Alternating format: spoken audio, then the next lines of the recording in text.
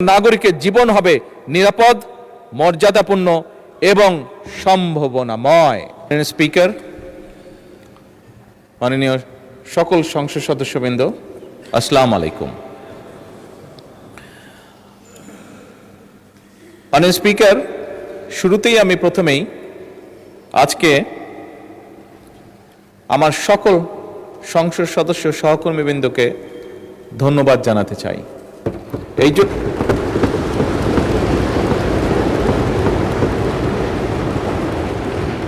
আমি এই জন্য ধন্যবাদ জানাতে চাই মাননীয় স্পিকার, যে আমরা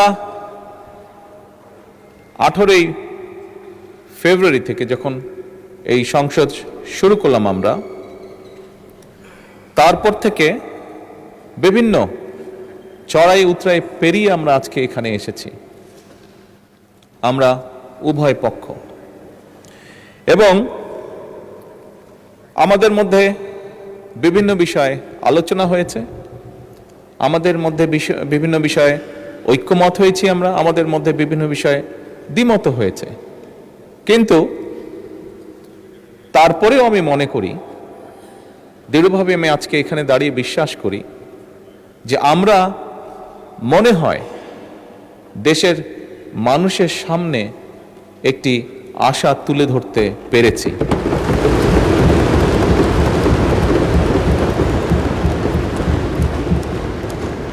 সম্মানিত বিরোধী দলীয় নেতা ওনার বক্তব্যে একটি কথা বলেছেন, খুব স্বাভাবিকভাবে আমরা যদি সকলে একমতই হতাম তাহলে তো একজন ব্যক্তিই কথা বললেই হতো, সবার বিভিন্ন বিষয়ে আলোচনা করার প্রয়োজন হতো না। আমরা বিভিন্ন বিষয়ে আলোচনা করেছি, আমরা মতামত এক্সচেঞ্জ করেছি, ওপিনিয়ন এক্সচেঞ্জ করেছি আমরা, কিন্তু তারপরেও আমার মনে হয় ধীরে ধীরে আমরা জাতির সামনে মনে হয় একটি আশার আলো তুলে ধরতে সক্ষম হয়েছি।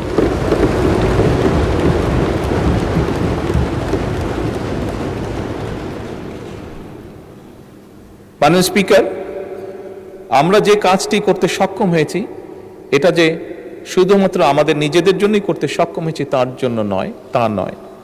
আমি মনে করি এটিতে সবচেয়ে বড় যদি ক্রেডিট দিতে হয়, তাহলে এই দেশের সাধারণ মানুষ যারা আছে, এই দেশের নাগরিক যারা আছে, 20 কোটি মানুষ, তাদের প্রত্যেককে এই ক্রেডিটটা দেওয়া উচিত। কারণ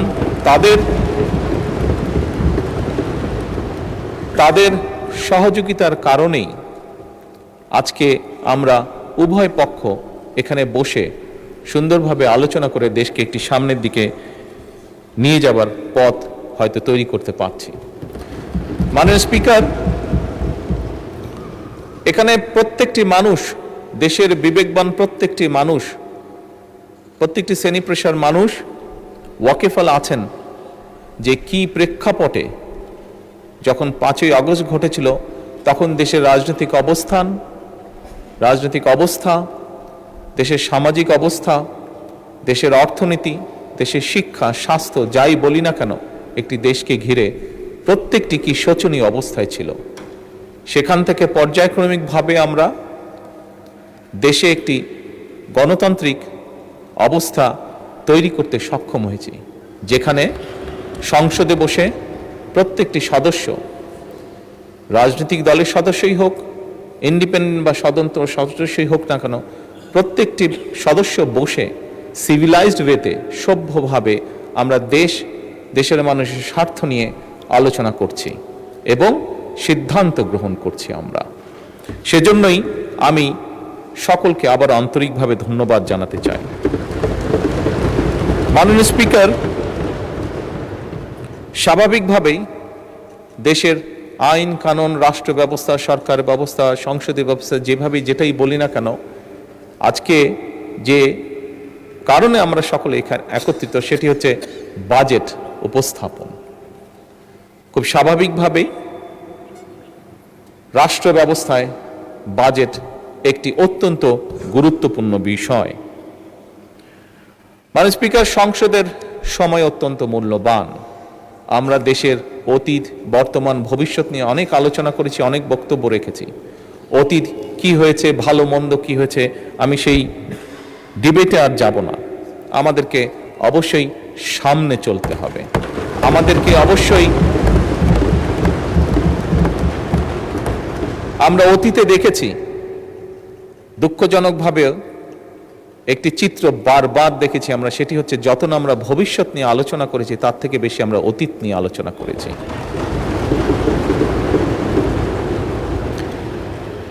মাননীয় স্পিকার, আমি মনে করি আজকে দেশের প্রত্যেকটি মানুষ চায় যে আমরা ভবিষ্যৎ নিয়ে কথা বলবো।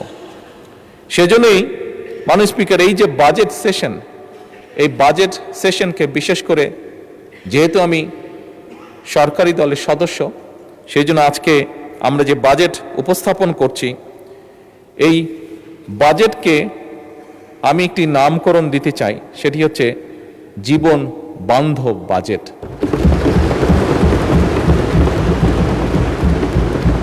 মাননীয় স্পিকার, বাস্তবতা হচ্ছে খুব স্বাভাবিকভাবে যেহেতু বাজেটটি সরকারি দল উপস্থাপন করছে, আমরা স্বাভাবিকভাবেই চেষ্টা করব যে একটি সুন্দর, একটি স্বাভাবিক, একটি বাস্তবমুখী বাজেট উপস্থাপন করার জন্য।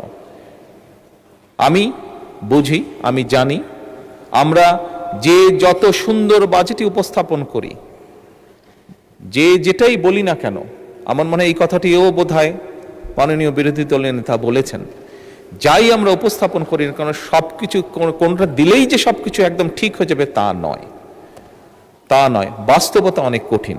তারপরেও বিভিন্ন বিষয় বিবেচনা করে মাননীয় স্পিকার, যে বাজেটটি আমরা এখানে উপস্থাপন করেছি সেটি অবশ্যই আমরা চেষ্টা করেছি আমাদের সর্বোচ্চ দিয়ে, আমাদের সর্বোচ্চ বুদ্ধি, বিবেক, জ্ঞান দিয়ে আমরা চেষ্টা করেছি এমন একটি বাজেট উপস্থাপন করতে, যেই বাজেটটি শ্রেণী পেশা সমাজের সকল মানুষ কিছুটা হলেও স্বস্তির শ্বাস ফেলতে পারে। মাননীয় স্পিকার, এই বাজেটটি যেদিন উপস্থাপন করা হয়, মাননীয় অর্থমন্ত্রী যখন বাজেটটি উপস্থাপন করেছিলেন, অনেকগুলো বিষয়ের মধ্যে আমরা দেখেছিলাম সেদিন আমাদের বোনেরা একটি বিষয়ে জানার পরে অত্যন্ত জোরালোভাবে শুভেচ্ছা জানিয়েছেন উভয় পক্ষের। সেটা হচ্ছে যে নিত্য প্রয়োজনীয় যেসব জিনিস আছে, নিত্য প্রয়োজনীয় বলতে যা আমরা সাধারণত বুঝে থাকি, এরকম 61 পণ্যের উপর বলা যায় সম্পূর্ণভাবে আগে যা ট্যাক্স ছিল সেগুলো প্রত্যাহার করে নেওয়া হয়েছিল।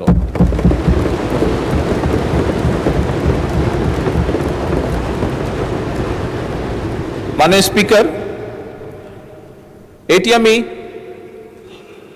গৌরব করে বলতে চাই না, তবে বাস্তবতার ভিত্তিতে বলতে চাই, এবং তার জন্য সর্বোপরি আমি প্রথমেই আল্লাহ রব্বুল আলমিনের দরবারে শুকরিয়া আদায় করতে চাই যে এই শুল্ক প্রত্যাহার করার ফলে আমরা অতীতে খেয়াল করেছি যে বাজেট উপস্থাপনের আগে এবং বাজেট উপস্থাপনের পরে, আগে পরে দুদিক দিয়েই অনেক নিত্য প্রয়োজনীয় জিনিসের দাম হঠাৎ করে কোনো কারণ ছাড়া বেড়ে যেত।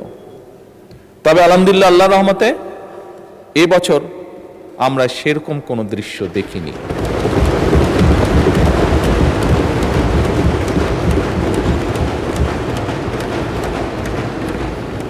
মাননীয় স্পিকার, একটি রাজনৈতিক দল হিসেবে, একটি রাজনৈতিক সরকার হিসাবে আমরা মনে করি আমাদের জনগণের প্রতি যে দায়িত্ব, তার একটু হলেও আমরা হয়তো পূরণ করতে সক্ষম হয়েছি, কিছুটা হলেও আমরা জনগণকে রিলিফ দিতে পেরেছি।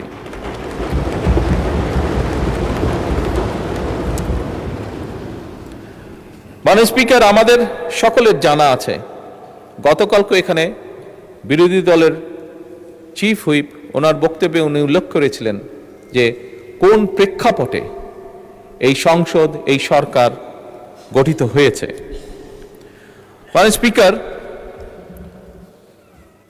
আমরা সরকার পরিচালনার দায়িত্ব যখন গ্রহণ করেছিলাম, আমরা একটি ভঙ্গুর অর্থনীতি পেয়েছিলাম। তার ভিতরে দুর্নীতি, লুটপাট, অব্যবস্থাপনা এবং স্বার্থ সংশ্লিষ্ট বা ভুল নীতির কারণে দেশের অর্থনৈতিক খাত বলা যায় সম্পূর্ণভাবে ধ্বংসস্তূপ হয়ে গিয়েছিল, ধ্বংসপ্রাপ্ত হয়ে গিয়েছিল। এর বাইরে তো যেই কথাটি মাননীয় বিরোধী দলের নেতাও বলেছেন হাজার হাজার কোটি টাকা পাচার হয়েছিল, জাতীয় আন্তর্জাতিকভাবেও যেটি স্বীকৃত। মাননীয় স্পিকার, দেশের উৎপাদন এবং বিনিয়োগ প্রায় স্থবির হয়ে পড়েছিল। ইনফ্লেশন বা মূল্যস্ফীতি কি অবস্থায় পৌঁছে গিয়েছিল আজ থেকে 2-2.5 বছর আগে, সেটি বোধহয় আমরা সকলেই হাড়ে হাড়ে টের পেয়েছিলাম। মাননীয় স্পিকার, পুঁজি বাজার অর্থনীতির সাথে সংশ্লিষ্ট একটি অত্যন্ত গুরুত্বপূর্ণ সেক্টর। এই সেক্টরে এমন অবস্থা গিয়েছে সর্বস্ব হারিয়ে মানুষ আত্মহত্যাও করেছিল, অথচ কোটি সংখ্যক মানুষ কিভাবে অসহায় মানুষের অর্থকে আত্মসাৎ করেছিল। বৈদেশিক মুদ্রার রিজার্ভ হাজার কোটি টাকা পাচারের মাধ্যমে এবং অপচয়ের মাধ্যমে বৈদেশিক মুদ্রার রিজার্ভ কি ভয়াবহ অবস্থায় পৌঁছেছিল সেটি নিশ্চয়ই কারো অজানা নয়। মাননীয় স্পিকার, টাকার যে এক্সচেঞ্জ বা হার হ্রাস এটি 40% নেমে গিয়েছিল। এর বাইরে আমরা দেখেছি সেই সময়, যদি আমরা উল্লেখ করে থাকি, কম বেশি অনেকেই বলবেন, অনেকেরই ধারণা আছে, বেশ কিছু প্রজেক্ট যেটিকে বলা যায় ভ্যানিটি প্রজেক্ট, এই প্রজেক্টগুলো গ্রহণ করার মাধ্যমে অহেতুকভাবে দেশি বিদেশি ঋণ গ্রহণ করা হয়েছিল, যা এখন জাতির উপরে বোঝা হয়ে দাঁড়িয়েছে। এখান থেকে রেভিনিউ কালেক্ট হয় না, ফলে বাড়তি বাইরে থেকে টাকা দিয়ে এই বৈদেশিক ঋণগুলোকে শোধ করতে হচ্ছে, এবং শুধু অল্প সময় না, লম্বা একটি সময় ধরে আগামীতে হয়তো জাতিকে এই বোঝা টানতে হবে। মাননীয় স্পিকার, আমরা এই সংক্ষেপে যে সংকটের কথা আমি বললাম, এই সংকট আছে, আমরা সংকটকে অস্বীকার করতে চাই না। অস্বীকার করে আমরা সংকটকে অস্বীকার করে আমরা থাকতেও পারবো না, এটি বোকামি হবে। তবে একই সাথে মাননীয় স্পিকার, সংকটকে আমরা অজুহাতও বানাতে চাই না, এবং সেজন্যই মাননীয় বিরোধী দলের নেতার সাথে আমি সম্পূর্ণভাবে একমত। আমরা জনগণকে সাথে নিয়ে রাজনৈতিক সদিচ্ছা এবং কার্যকর নীতির মাধ্যমেই আমরা যে সংকট, এই সংকটকে আমরা সফলভাবে মোকাবেলা করতে চাই। মাননীয় স্পিকার, মাননীয় স্পিকার, সরকারের যাত্রা শুরু হয়েছিল 18ই ফেব্রুয়ারি। যাত্রা শুরু করার সাথে সাথে, কাজ শুরু করার সাথে সাথেই আমাদেরকে রমজান যেরকম ম্যানেজ করতে সামাল দিতে হয়েছে, যাতে করে নিত্য প্রয়োজনীয় সকল কিছু মানুষের ক্রয় ক্ষমতার ভিতরে অন্তত থাকে যতটুকু সম্ভব। একই সাথে মাননীয় স্পিকার, এই ভঙ্গুর যে অর্থনীতির সংক্ষেপ চিত্র আমি তুলে ধরলাম, যা সম্পর্কে আমাদের প্রত্যেকের কম বেশি ধারণা আছে, এইটি সাথে নিয়ে আমাদেরকে হঠাৎ করে মধ্যপ্রাচ্য সংকটকেও মোকাবেলা করতে হয়েছে, এবং আমরা দেখেছি কিছু মানুষ খুব কষ্টের শিকার যারা হয়েছেন। হঠাৎ করে তেলের যেই সমস্যাটা সারা বিশ্বে তৈরি হয়েছিল, এবং সেই তেলের যোগান দিতে গিয়ে আমাদের অর্থনীতির উপর একটি বিশাল চাপ তৈরি হয়েছিল, এবং এই বিশাল চাপটি যে তৈরি হয়েছিল মাননীয় স্পিকার, এটি নিশ্চয়ই আমরা পত্রপত্রিকা বা সোশ্যাল মিডিয়ার মাধ্যমে দেখেছি, সাধারণ মানুষই সেটি বুঝেছেন। সেটি বোঝার জন্য কোনো বড় অর্থনীতিবিদ হওয়ার প্রয়োজন নেই। মাননীয় স্পিকার, এরকম একটি পরিস্থিতির ভিতর দিয়েই আমাদেরকে আজকের এই বাজেটকে প্রণয়ন করতে হচ্ছে, এই বাজেটকে উপস্থাপন করতে, এই বাজেটকে তৈরি করতে হয়েছে। মাননীয় স্পিকার, বিভিন্ন অর্থনৈতিক সংকট, দুর্নীতি, পাচার সবকিছুকে সামনে রেখেই এই বাজেট আমাদেরকে প্রণয়ন করতে হয়েছে। মাননীয় স্পিকার, আগেই আমি বলেছি যে আমরা একটি রাজনৈতিক দল।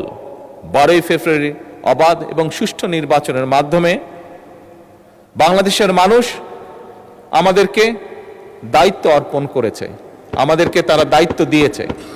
তারা যাকে যেখানে, এই দেশের মানুষ যাকে যেখানে এই মুহূর্তে সঠিক মনে করেছে, তাকে দায়িত্ব দিয়ে সেখানেই তারা পাঠিয়েছে।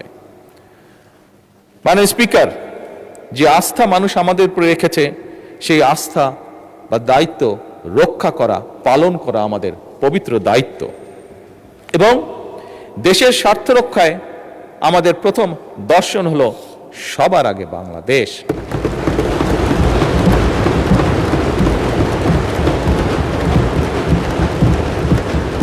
মাননীয় স্পিকার, দেশের স্বার্থ রক্ষায় যেমন আমাদের দর্শন সবার আগে বাংলাদেশ, দেশের জনগণের স্বার্থ রক্ষায় আমাদের দর্শন হলো সবার জন্য বাংলাদেশ। এবং এই দর্শনের ভিত্তিতেই মাননীয় স্পিকার আমরা একটি গণতান্ত্রিক, মানবিক এবং কল্যাণমূলক রাষ্ট্র গঠনের লক্ষ্য নিয়ে 2026 এবং 27-এর অর্থ বছরের বাজেট প্রণয়ন করছি। মাননীয় স্পিকার, স্বাভাবিক জনসংখ্যা বাড়ছে, অর্থনীতি বাড়ছে, মানুষের সকল অবস্থার সিচুয়েশনের পরিবর্তন ঘটছে এবং স্বাভাবিকভাবেই প্রয়োজনীয়তা অনুযায়ী, বাস্তব প্রয়োজনীয়তা অনুযায়ী বাজেট বড়ই দিতে হয়েছে। বাজেট বড়ই হয়, পৃথিবীর সব দেশেই তাই হয়ে থাকে, বাংলাদেশের ব্যতিক্রম নয়। মাননীয় স্পিকার, আমরা যে বাজেট সেশনে আলোচনা করছি এই আলোচনায় অনেক সদস্য হতেই পারে, হওয়াটাই স্বাভাবিক, যেটা আমরা বলেছি, আমি একমত বিরোধী দলের নেতার সাথে, বিভিন্ন জনের বিভিন্ন মতামত থাকতেই পারে। অনেকে এই বাজেটের আকার নিয়ে বলেছেন আকার হয়তো বড় হয়েছে, প্রশ্ন তুলেছেন বা তাদের কনসার্ন এক্সপ্রেস করেছেন। মাননীয় স্পিকার, মানুষের স্বপ্ন বা অধিকারের পরিধি কিন্তু এই সংখ্যার চেয়ে অনেক অনেক বড়। এবারে বাজেটে মাননীয় স্পিকার শুধু বার্ষিক, এবার যে বাজেট, এই বাজেটটি শুধু বার্ষিক আয় ব্যয়ের হিসাব নয় মাননীয় স্পিকার, বরং বাজেট বাংলাদেশের অর্থনীতিকে একটা নতুন ভিত্তির উপরে আমরা দাঁড় করাতে চাই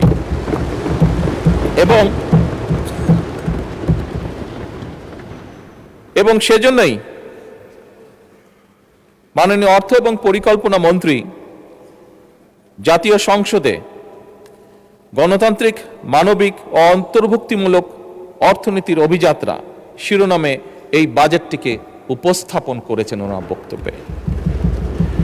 মাননীয় স্পিকার, এইবার যে আমরা যে বাজেটটি উপস্থাপন করছি, এই বাজেটের অন্য একটি গুরুত্বপূর্ণ লক্ষ্য হচ্ছে অর্থনীতিকে কিছু মুষ্টিমেয় সুবিধাভোগীদের কবল থেকে বের করে নিয়ে এসে সাধারণ নাগরিকের, সকল নাগরিকের এতে অংশগ্রহণ করা এবং এর মাধ্যমে একটি ন্যায়ভিত্তিক, মানবিক, মর্যাদাপূর্ণ এবং অন্তর্ভুক্তিমূলক অর্থনৈতিক ব্যবস্থা গড়ে তোলা। মাননীয় স্পিকার,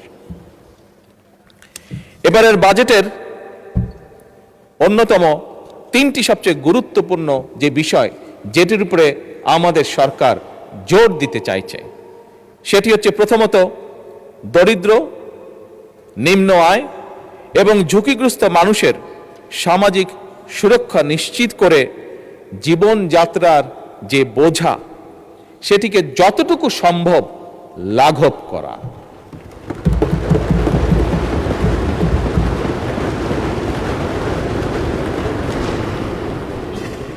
মাননীয় স্পিকার, মাননীয় বিরোধী দলের নেতা একটি কথা বলেছেন, স্বাভাবিকভাবে রাজনীতিতে থাকে, উনি বলেছেন কুচিকাটা করার কথা রাজনৈতিক ভাষায়, হ্যাঁ, কুচি কুচি করা উনি বলেছেন বিভিন্ন বক্তব্যে, বিবৃতির মাধ্যমে।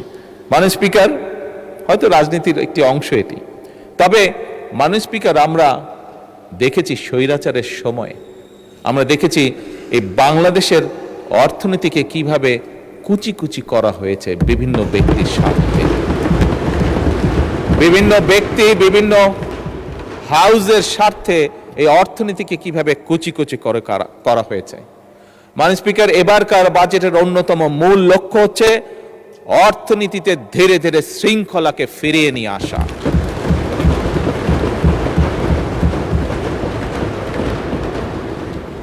মাননীয় স্পিকার, অন্যতম তৃতীয় যে মূল লক্ষ্য এই বাজেটের, সেই লক্ষ্যটি হচ্ছে যা, মাননীয় স্পিকার, আপনি জানেন গত সপ্তাহে আমি দুটি দেশ সফর করে এসেছি, একটি মালয়েশিয়া এবং একটি চীন। একটি আন্তর্জাতিক গণমাধ্যম তাদের পর্যালোচনায় বলেছে যে এবারকার সফরটির লক্ষ্য, উদ্দেশ্য, কথাবার্তা শুনে মনে হচ্ছে যে বাংলাদেশ সরকার এই দেশের অর্থনীতির উপরে জোর দিয়েছে এবং বিনিয়োগের উপরে তারা জোর দিয়েছে। এটি হচ্ছে তাদের একটি আন্তর্জাতিক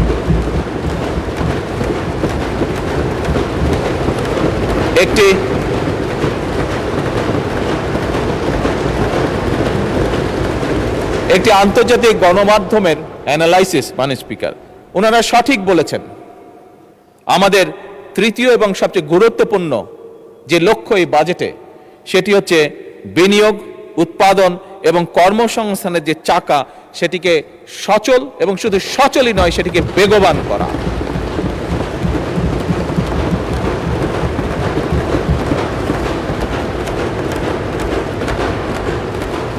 মানে স্পিকার, 2026-27 অর্থ বছরের যে বাজেটের আকার ধরা হয়েছে সেটি হচ্ছে 9,38,000 কোটি টাকা, যার বিপরীতে আয় ধরা হয়েছে, রাজস্ব আয় ধরা হয়েছে 6,95,000 কোটি টাকা।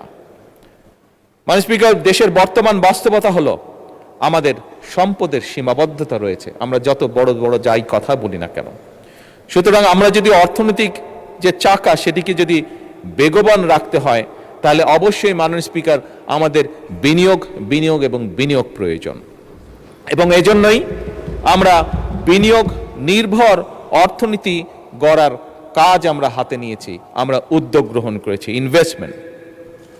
এবং এই উদ্দেশ্যে মাননীয় স্পিকার, আমরা বাজেটে উন্নয়ন ব্যয়ের অংশ সামনের অর্থ বছরের জন্য 50%-এরও বেশি বৃদ্ধি করে 3,16,000 কোটি টাকায় উন্নীত করেছি মাননীয় স্পিকার।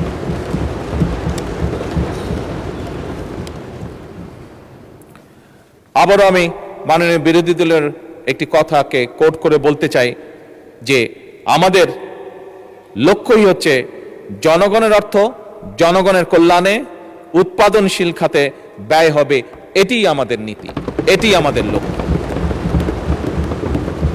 মাননীয় স্পিকার, সরকারি বিনিয়োগের ক্ষেত্রে কোন প্রকল্পে কত টাকা ব্যয় হলো সেটি আমরা সেভাবে বিবেচনায় নিতে চাই না, বরং আমাদের বিবেচনাটি হচ্ছে একটি প্রকল্পে যদি বিনিয়োগ হয়, সেই বিনিয়োগ এবং উৎপাদন কি ভূমিকা রাখবে মানুষের জীবনে, জনগণের কতটা উপকারে আসবে, কি পরিমাণ কর্মসংস্থান সেটি তৈরি করবে এবং তা পরিবেশের উপরে কি প্রভাব ফেলবে, এই বিষয়গুলোই হচ্ছে আমাদের বিবেচনা প্রকল্পের।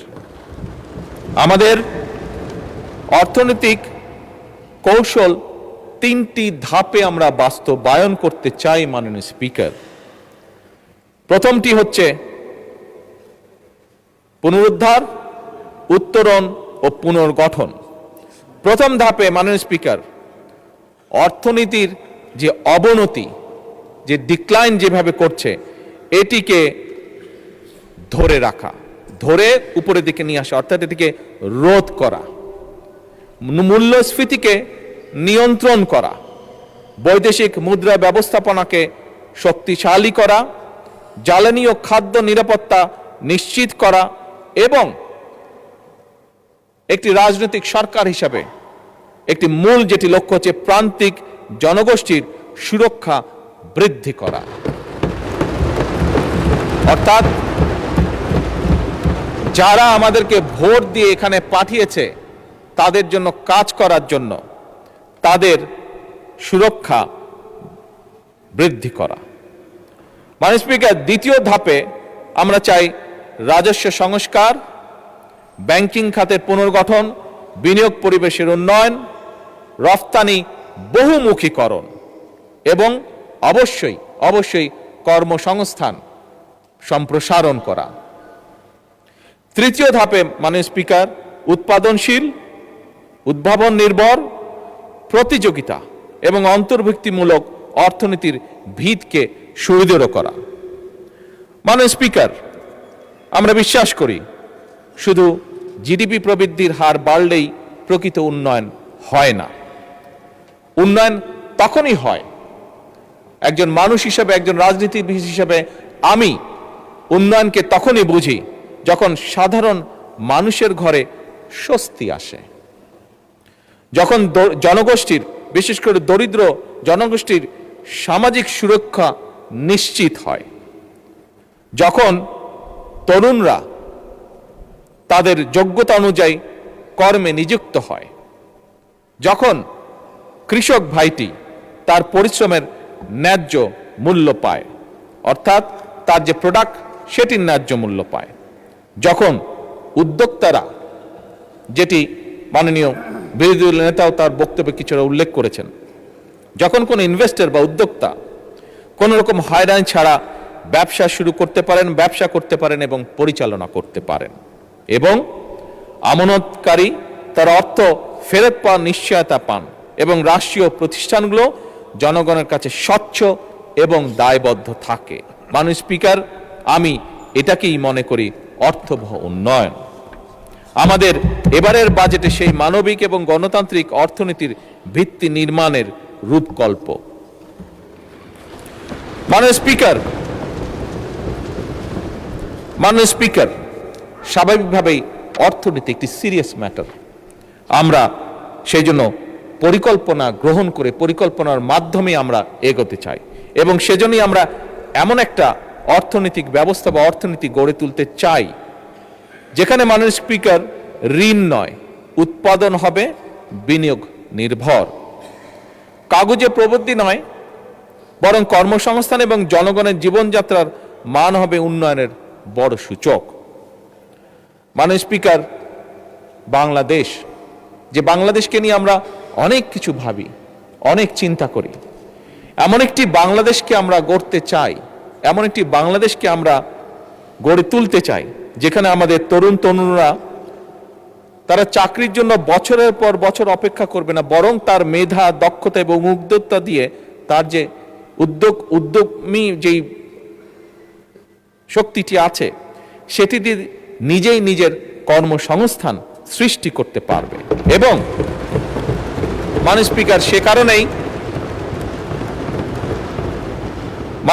সে কারণেই আপনি খেয়াল করে দেখবেন এবারের বাজেটে আমরা যেটি চেষ্টা করেছি, মাননীয় স্পিকার, 100% সফল এখনো হয়তো আমরা হতে পারিনি, কিন্তু আমরা যে উদ্যোগটা গ্রহণ করেছি, যে চেষ্টা করেছি, সেটি হচ্ছে দেশীয় শিল্পকে বিকাশের জন্য আমরা সব রকম প্রাধান্য দেওয়ার চেষ্টা করেছি, এবং একই সাথে মাননীয় স্পিকার নতুন কর্মসংস্থান যেখানে যে সেক্টরে সৃষ্টি হতে পারে সেটির পথ আমরা সুগম করার চেষ্টা করেছি। মাননীয় স্পিকার, আমাদের লক্ষ্য, আগেও বলেছি মাননীয় স্পিকার, আমাদের লক্ষ্য হচ্ছে একটা বাংলাদেশ তৈরি করা যেটা হবে উৎপাদনমুখী দেশ, রফতানিমুখী এবং উদ্ভাবন নির্ভর অর্থনীতি তৈরি করা আমাদের।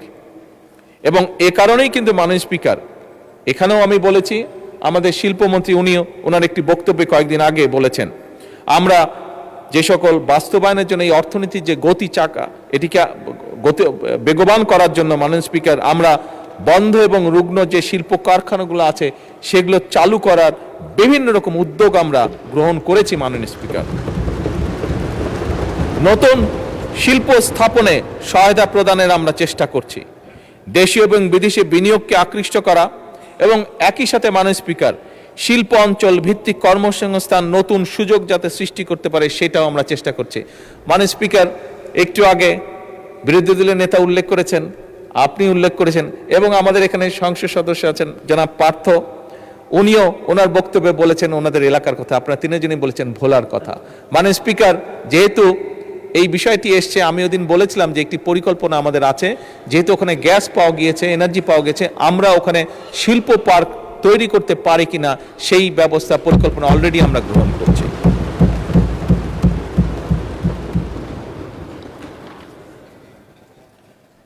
মাননীয় স্পিকার, একজন উদ্যোক্তা যেন সহজে তার ব্যবসা শুরু করতে পারেন এবং বাণিজ্যের প্রসার ঘটাতে পারেন, সেজন্য যে সকল আইন কানুন আছে বর্তমানে এই বাজেটের মাধ্যমে আমরা সেই আইন কানুনগুলোকে সহজ করে সে যাতে সহজে লোন বা ফান্ডিং পেতে পারে সেটাকেও উদ্যোগ গ্রহণ করা হয়েছে।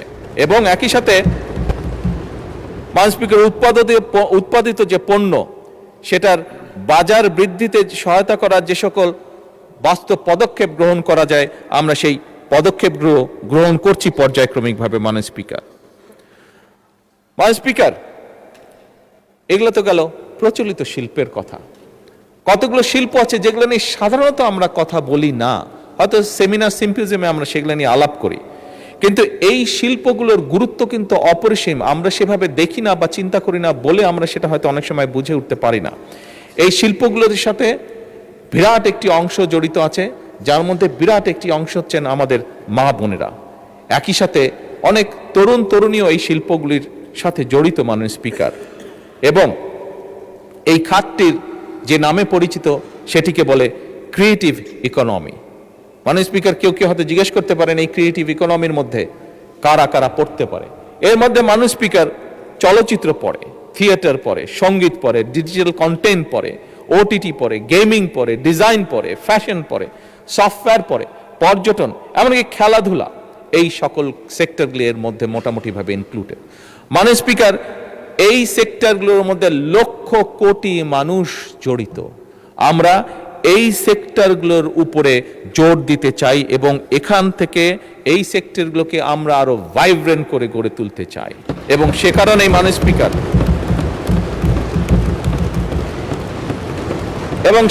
মাননীয় স্পিকার এই খাতগুলোকে আমরা অর্থনীতির মূল ও স্রোতধারায় নিয়ে আসার উদ্যোগ গ্রহণ করেছি, সিদ্ধান্ত গ্রহণ করেছি মাননীয় স্পিকার। যা আমরা বিশ্বাস করি দেশের শুধু ভিতরের অর্থনীতি নয়, যা আমাদেরকে বৈদেশিক মুদ্রা অর্জনে সহযোগিতা করবে, যা আমাদেরকে অনেক ডাইরেক্ট এবং ইনডাইরেক্ট কর্মসংস্থানের সুযোগ সৃষ্টি করবে। মাননীয় স্পিকার, সরকার একদিকে পেশাদার খেলোয়াড় তৈরি করতে চায়।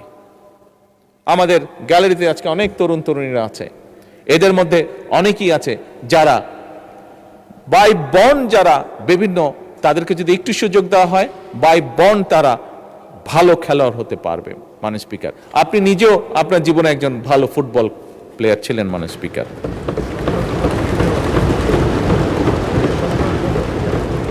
স্পিকার, এই লক্ষ্যে ক্রীড়ার বিভিন্ন ইভেন্টে দেশে বিদেশে সাফল্য অর্জনকারী যে খেলোয়াড় আছে, মাননীয় স্পিকার, এইবারই প্রথমবারের মতন আমরা একটা জাতীয় সম্মানী কাঠামোর আয়তায় এদেরকে নিয়ে এসেছি এবং তাদেরকে আমরা অর্থনৈতিক সহায়তা প্রদান করছি। আমাদের দেশে খুব স্বাভাবিকভাবে মাননীয় স্পিকার একটি সামাজিক একটি পারসেপশন রয়ে গিয়েছে আমাদের মধ্যে, যে খেলাধুলা করলে, যদি বেশি খেলাধুলা কেউ করে তাহলে জীবনে সে বড় কিছু হতে পারবে না। কিন্তু মাননীয় স্পিকার, খেলাধুলাও যে একটি প্রফেশন হতে পারে, এটি আমার মনে হয় এই সংসদে বোধহয় আপনি খুব হাতে গোনা দু একজনের মধ্যে আপনি একজন মানুষ যে ভালো করে জানেন যে খেলাধুলা ক্যান বিকাম এ প্রফেশন, এবং আমরা এটিকে মাননীয় স্পিকার এটিকে আমরা তুলে ধরতে চাই। এই খেলাধুলার প্রফেশন হতে হবে, এর মাধ্যমে আমরা আমাদের ভবিষ্যৎ প্রজন্মের যারা সদস্য তাদেরকে, যারা এই খেলাধুলায় ভালো তাদেরকে আমরা প্যাট্রোনাইজ করতে চাই, তাদেরকে সেইটাকে পেশা হিসেবে আমরা শক্তিশালীভাবে গড়ে তুলতে চাই। মাননীয় স্পিকার, অপরদিকে দেশে খেলাধুলায় যে শিক্ষা কারিকুলামে আমরা স্পোর্টসকে একটি বিষয় হিসেবে অন্তর্ভুক্ত করতে চাই। আমাদের যে রেগুলার কারিকুলাম আছে তার মধ্যে আমরা স্পোর্টসকে নিয়ে আসতে চাই। এই ব্যাপারে কাজ চলছে, ইনশাআল্লাহ আগামী এক বছরের মধ্যে আমরা এটার প্রতিফলন দেখতে পাবো। মাননীয় স্পিকার, নতুন কুড়ি আমরা যারা আছি, আপনারা সহ মাননীয় স্পিকার, যে এইজ গ্রুপটা আছে, আমরা কম বেশি সবাই নতুন কুড়ি শব্দটির সাথে পরিচিত, যেটি শহীদ রাষ্ট্রপতি জিয়াউর রহমান চালু করেছিলেন এই দেশের সেই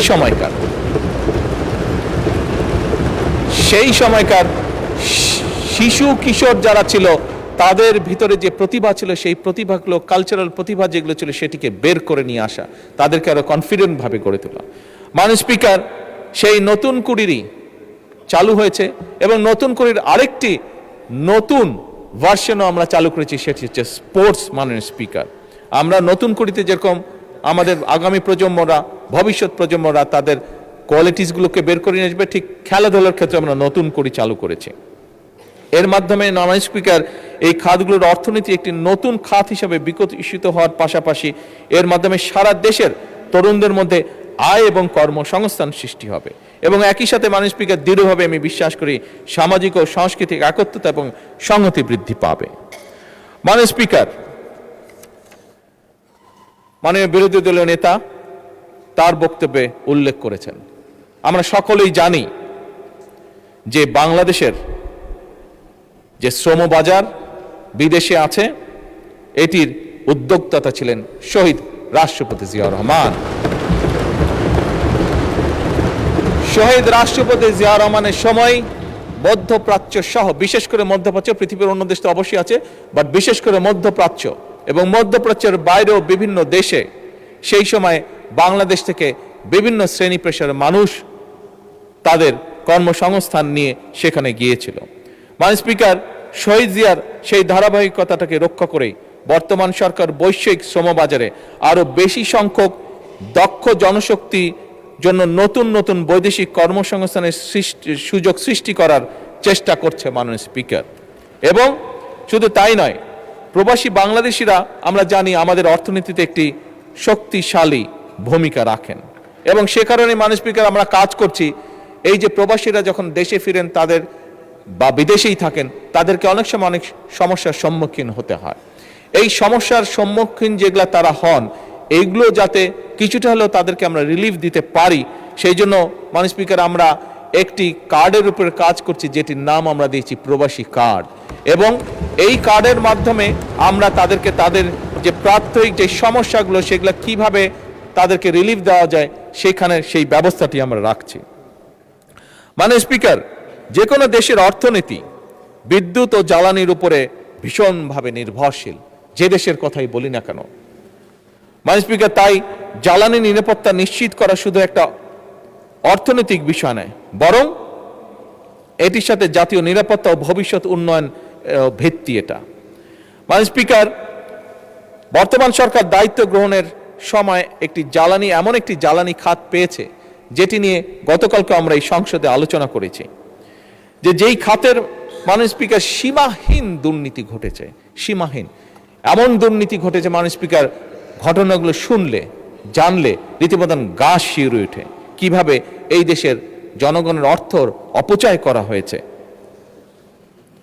দীর্ঘদিনের ভুল ও প্ল্যানহীন বা অপরিকল্পিত সিদ্ধান্ত অথবা উদ্দেশ্যমূলক ব্যয়বহুল চুক্তি এবং দেশীয় অনুসন্ধানে চরমভাবে অবহেলা করা হয়েছে। বিভিন্ন বিদেশি কোম্পানিকে বিভিন্ন ফিল্ডগুলো দিয়ে দেওয়া হয়েছে, আমাদের নিজেদের যে বাপেক্স আছে সেটিকে কোনো রকম উৎসাহ দেওয়া হয়নি, সেটির জন্য কোনো রকম কাজ করা হয়নি, শুধুমাত্র নিজেদের স্বার্থে, রাজনৈতিক স্বার্থে, ক্ষমতা ধরে রাখার স্বার্থে বিদেশি কিছু কোম্পানিকে সেই সুযোগগুলো দেওয়া হয়েছিল। মাননীয় স্পিকার, এই খাত বহুমাত্রিক সংকটে নিমজ্জিত। বর্তমান সরকার জ্বালানি খাতে শৃঙ্খলা প্রতিষ্ঠা করতে সব রকমের উদ্যোগ গ্রহণ করেছে। মধ্যপ্রাচ্য সংকট আমাদের সামনে মাননীয় স্পিকার আরেকবার প্রমাণ করেছে যে আমদানি নির্ভর জ্বালানি ব্যবস্থা আমাদের জন্য কতটা ঝুঁকিপূর্ণ বা যে কোনো দেশের জন্য কতটা ঝুঁকিপূর্ণ। এবং সেই কারণে সরকার জ্বালানির উৎস বহুমুখীকরণ, দেশীয় গ্যাস অনুসন্ধান, রিনিউয়েবল এনার্জির সম্প্রসারণ, জাতীয় গ্রিডকে মডার্নাইজ করা, জ্বালানি দক্ষতা বৃদ্ধির উপরে আমরা গুরুত্ব আরোপ দিয়েছি। কারণ আমরা যেই $1 ট্রিলিয়ন ইকোনমিকে এইম করছি সেটিকে যদি আমাদের বাস্তবায়ন করতে হয় মাননীয় স্পিকার, তাহলে অবশ্যই আমাদেরকে এনশিওর করতে হবে যাতে নির্বিঘ্ন জ্বালানি সাপ্লাই অব্যাহত থাকে।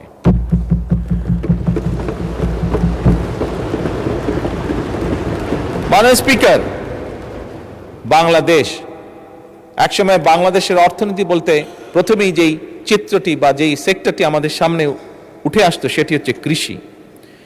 এই অর্থনীতিকে, কৃষি নির্ভর যে অর্থনীতি আমাদের, এটিকে চাঙ্গা রাখার এছাড়া আমাদের কোনো বিকল্প আমাদের সামনে নেই।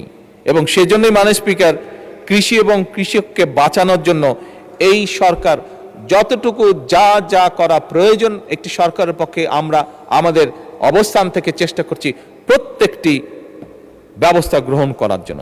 এবং সে কারণেই মাননীয় স্পিকার সে কারণেই নিশ্চয়ই এখানে আপনি সহ সকল সংসদ সদস্যের মনে আছে নির্বাচনের সময় আমরা এই দেশের কৃষক ভাইদের কাছে একটি ওয়াদা করেছিলাম যে আমরা যদি সরকার গঠনে সক্ষম হই তাহলে সেই সময় 10,000 টাকা পর্যন্ত কৃষি ঋণ যাদের ছিল সুদ সহ সেই ঋণ আমরা মওকুফ করব। মাননীয় স্পিকার, আল্লাহ রাব্বুল আলামিনের কাছে অশেষ কৃতজ্ঞতা প্রকাশ করি। আল্লাহ রাব্বুল আলামিন আমাদেরকে সেই সুযোগটা দিয়েছেন এবং সরকার গঠন করার প্রথম সপ্তাহে প্রথম ক্যাবিনেট মিটিংয়েই আমরা সিদ্ধান্ত গ্রহণ করে 10,000 টাকা পর্যন্ত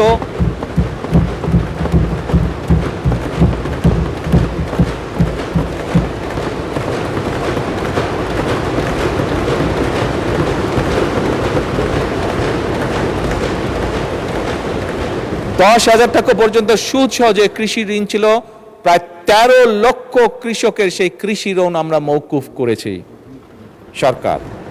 মাননীয় স্পিকার, আমরা আরেকটি কমিটমেন্ট করেছিলাম এই দেশের কৃষক ভাইদের কাছে যে তাদেরকে সহায়তা করার জন্য, তাদের পাশে দাঁড়ানোর জন্য সরকার তার সর্বোচ্চ সামর্থ্য নিয়ে তাদেরকে একটি কার্ড পৌঁছে দিতে চায়, যার মাধ্যমে বাৎসরিক তাদের কাছে সরাসরি সরকারের পক্ষ থেকে 2,500 টাকা পৌঁছে যাবে, যার মাধ্যমে তারা কিছুটা হলেও রিলিফ পাবে। মাননীয় স্পিকার, এই কার্ডের মাধ্যমে, যা বেশ কিছু লম্বা, এই কার্ডের মাধ্যমে আমরা কৃষক ভাইদের কাছে আরো 10টি, শুধু যে তাদের কাছে টাকা পৌঁছবে তা নয়, আরো 10টি সুবিধা আমরা পৌঁছে দিব। এবং মাননীয় স্পিকার, আপনি জানলে খুশি হবেন যে আগামী অর্থাৎ 2026-27 অর্থ বছরে ইনশাল্লাহ আমরা দেশের প্রায় 43 লক্ষ কৃষকের কাছে এই কার্ড পৌঁছে দেওয়ার পরিকল্পনা গ্রহণ করেছি।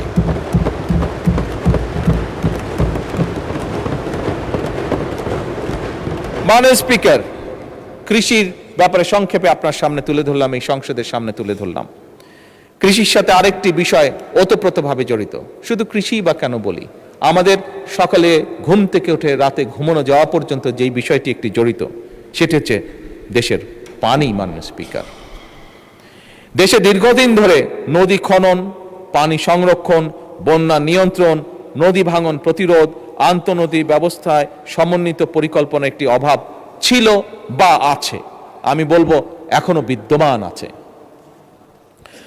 মাননীয় স্পিকার, সুতরাং নদীর যে নাব্যতা, প্রায় আমরা দেখি নদীগুলোতে হয় বন্যা হচ্ছে অথবা নদীগুলোতে পানি শুকিয়েছে, সবকিছু মিলে নদীর যে নাব্যতা, এটি ফিরিয়ে এনে, এগুলিকে খনন করার মাধ্যমে এগুলোকে ফিরিয়ে এনে দেশে বন্যা খরা থেকে মুক্ত রেখে, একই সাথে মাননীয় স্পিকার, সারা বছর যাতে আমাদের কৃষক ভাইরা, মাননীয় স্পিকার, আমি এমন জায়গায়ও গিয়েছি যেখানে বর্ষাকালেও, যেখানে পানি থই থই করে বর্ষাকালে, সেখানেও আমরা দেখেছি অনেক খালে পানি থই থই করছে, কিন্তু খাল থেকে কিছু দূরে কৃষক পানির অভাবে তার জমিতে সেচ দিতে পারছে না।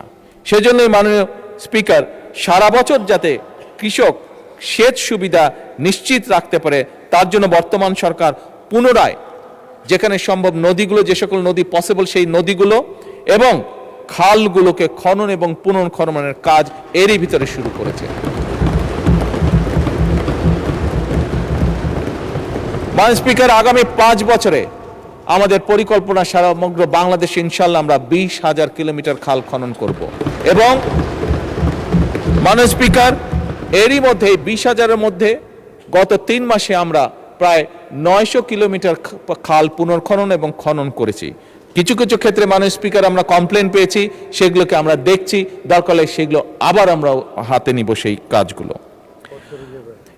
মাননীয় স্পিকার, আমাদের সংসদ সদস্যরা, বিশেষ করে দেশের উত্তরাঞ্চল থেকে যে সকল সংসদ সদস্য নির্বাচিত হয়েছেন, সেটি রাজশাহী হোক অথবা সেটি রংপুর বিভাগ হোক না কেন, প্রত্যেকেরই দুটি বড় কনসার্ন হচ্ছে পানি, পদ্মা, তিস্তা।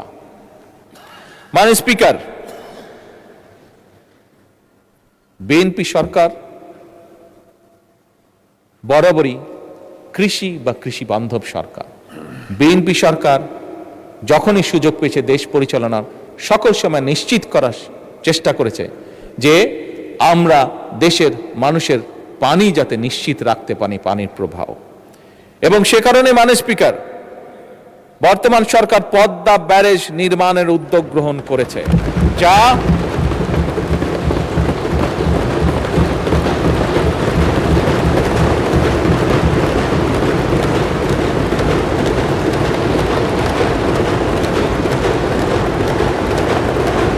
এই ব্যারেজ নির্মাণের মাধ্যমে বর্ষা মৌসুমে যে অতিরিক্ত পানি আমাদের কাছে আসে, সেই পানিটিকে আমরা ধরে রাখবো যাতে করে শুষ্ক মৌসুম এবং বছরের বাকি সময়টা আমরা কৃষক সহ সকলের কাছে পানি সরবরাহ করতে পারি। মাননীয় স্পিকার, এবার আমি আরেকটু উত্তরের দিকে চলে যাই এবং সেই উত্তরে অবস্থান করছে আমাদের তিস্তা। মাননীয় স্পিকার, জাতীয় অগ্রাধিকার ভিত্তিতে ইনশাল্লাহ এই সরকার যে কোনো মূল্যে তিস্তা ব্যারেজ মহাপরিকল্পনা বাস্তবায়ন করবে।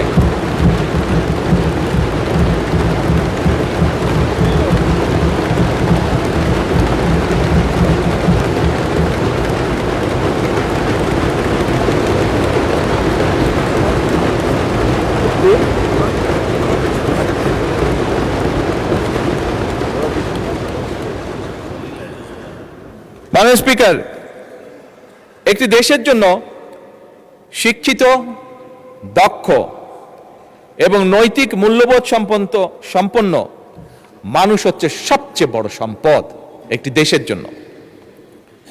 আমরা দেখেছি ফ্যাসিবাদের ১.৫ দশকে কিভাবে শিক্ষা ব্যবস্থাকে একদম পরিকল্পিতভাবে ধ্বংস করে দেওয়া হয়েছিল। মাননীয় স্পিকার, আমরা এডুকেশন ফার্স্ট।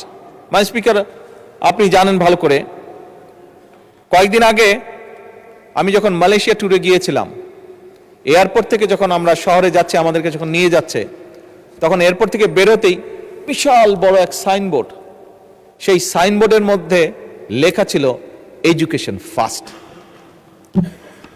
মাননীয় স্পিকার, এই নীতিতে তারা বিশ্বাস করে, বোঝা গেল তাদের যে পরিবর্তন, সেই পরিবর্তন এ কারণেই, কারণ তারা বিশ্বাস করে এডুকেশন ফার্স্ট। মাননীয় স্পিকার, আমি এবং আমরা সমগ্র জাতি আমরা বিশ্বাস করতে চাই এডুকেশন ফার্স্ট নীতি বাস্তবায়নে।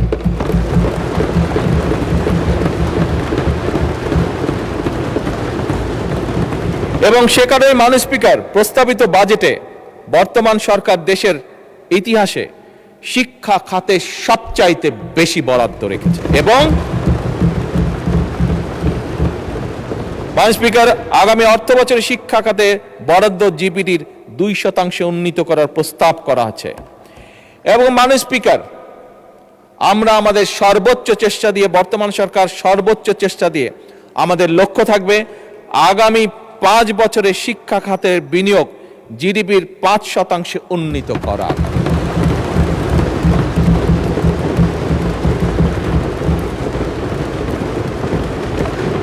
মাননীয় স্পিকার, আপনি আপনার পরিবার, আপনার সমাজ ব্যবস্থা, আমরা আমাদের পরিবার সমাজ ব্যবস্থায় প্রায় দেখি আমাদের আত্মীয় স্বজন পরিবারের অনেক ইয়াং সদস্য সার্টিফিকেট নিয়ে এসেছে, কিন্তু এই সার্টিফিকেট নিয়ে মাসের পর মাস, বছরের পর বছর সে কর্মসংস্থানের জন্য ঘুরে বেড়াচ্ছে, কিন্তু বেচারা একটি কর্মসংস্থানের ব্যবস্থা করতে পারছে না। মাননীয় স্পিকার, আমরা এই সার্টিফিকেট সিস্টেম, হ্যাঁ সার্টিফিকেট অবশ্যই থাকবে, কিন্তু এই সার্টিফিকেটে নির্ভর যে শিক্ষা সিস্টেম, এটির আমরা পরিবর্তন করতে চাই মাননীয় স্পিকার। এবং এই পরিবর্তনের মাধ্যমে মাননীয় স্পিকার, আমরা কারিগরি শিক্ষার মাধ্যমে একটি কর্মমুখী শিক্ষা ব্যবস্থা গড়ে তুলতে চাই, যেখানে একজন তরুণ, একজন যুবক শুধু সার্টিফিকেটের উপরে নির্ভরশীল থাকবে না, বরং তার এমন কোয়ালিটি থাকবে যেটার মাধ্যমে সে নিজে কনফিডেন্ট থাকবে যে শুধু সার্টিফিকেট আছে এটাই তার ভরসা হবে না, তার নিজের যোগ্যতা, তার নিজের কোয়ালিফিকেশনের উপরে তার নির্ভরতা থাকবে, তার আত্মবিশ্বাস থাকবে এবং সে নিজের পায়ে জীবনে উঠে দাঁড়াতে পারবে। এবং সে কারণে মাননীয় স্পিকার, আমরা ক্লাস 6 থেকে পর্যায়ক্রমিকভাবে কারিগরি শিক্ষা, বাংলা এবং ইংরেজির পাশাপাশি তৃতীয় ভাষা শিক্ষা আমরা ইন্ট্রোডিউস করতে চাই।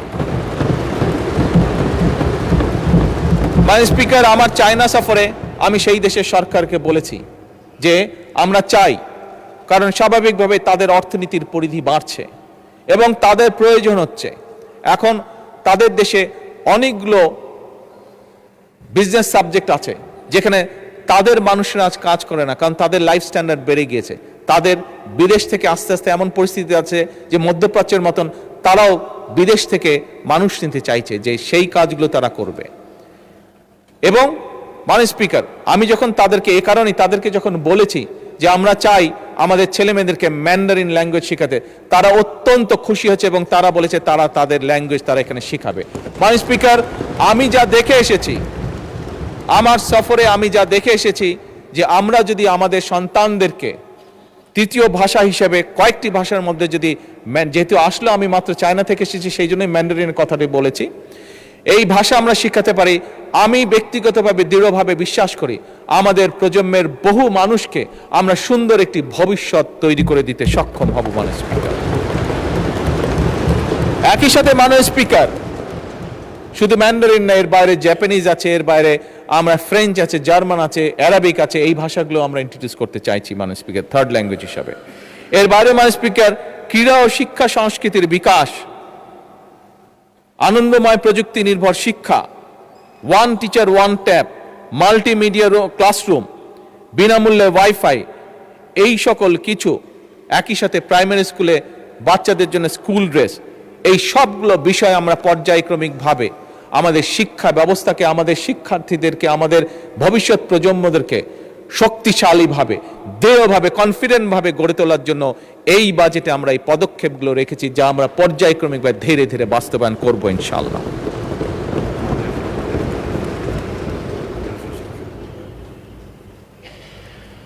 মাননীয় স্পিকার, শিক্ষা ব্যবস্থার মধ্যে একটি বিষয় মাননীয় বিরোধী দল নেতা উল্লেখ করেছেন, মাদ্রাসা শিক্ষা। মাননীয় স্পিকার, আমরা মাদ্রাসা শিক্ষার বাইরে যে রেগুলার শিক্ষা আছে সেটিকে যেভাবে গুরুত্ব সহকারে পর্যায়ক্রমিকভাবে পরিকল্পনার মধ্যে সাজিয়ে সামনে এগিয়ে নিতে যাচ্ছে, একইভাবে মাননীয় স্পিকার, মাদ্রাসা শিক্ষার ব্যাপারেও একইভাবে আমরা তাদেরকে সেই পরিকল্পনার ভিতরে নিয়ে এসে আমরা একইভাবে সেটাকেও তুলে নিয়ে যেতে চাইছি, যাতে একজন সন্তান সে মাদ্রাসায় পড়েছে বলেই যে সে শুধু একটি বিষয়ে পারদর্শী হবে তা না।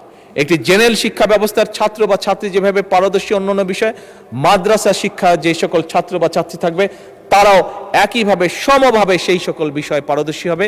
এই পরিকল্পনা নিয়ে মাননীয় স্পিকার আমরা এগোচ্ছি। মাননীয় স্পিকার, ছোটবেলা থেকে পড়ে এসেছি চিকিৎসা মানুষের মৌলিক অধিকার।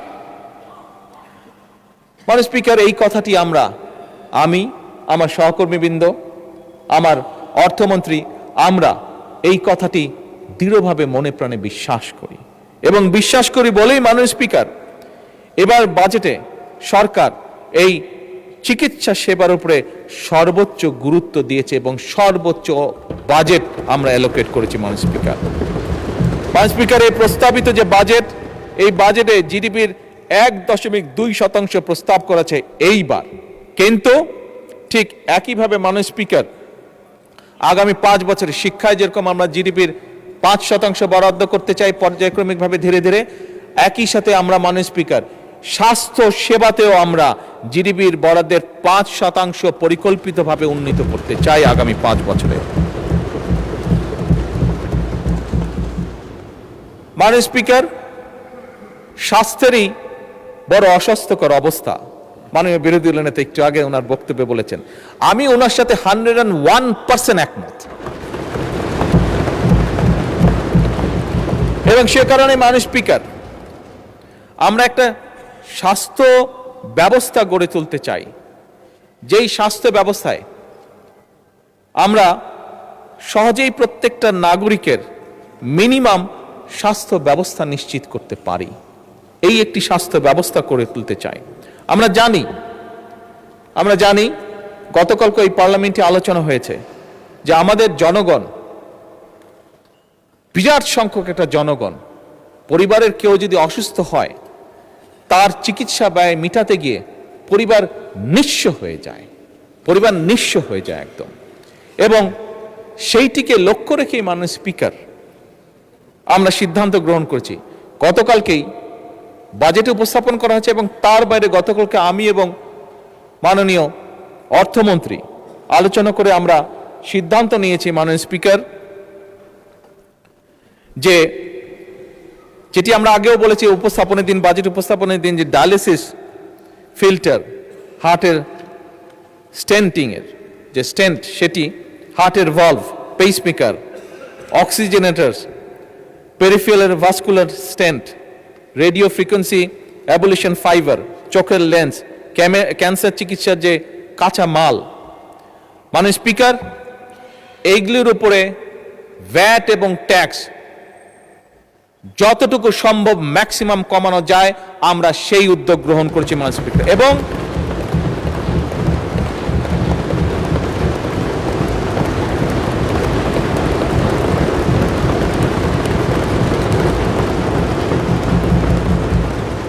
এর ফলে আমরা মানে স্পিকার হিসাব করে দেখেছি, একজন লোকের, একজন মানুষের যদি এখন হার্টে স্টেন্ট করতে 1 লক্ষ টাকা লাগে, এই আগামী পরশুদিন থেকে মানে স্পিকার এই বাজেট পাস হওয়ার সাথে সাথে সেই খরচটি নেমে অলমোস্ট 50%, অর্থাৎ 50% চলে আসবে।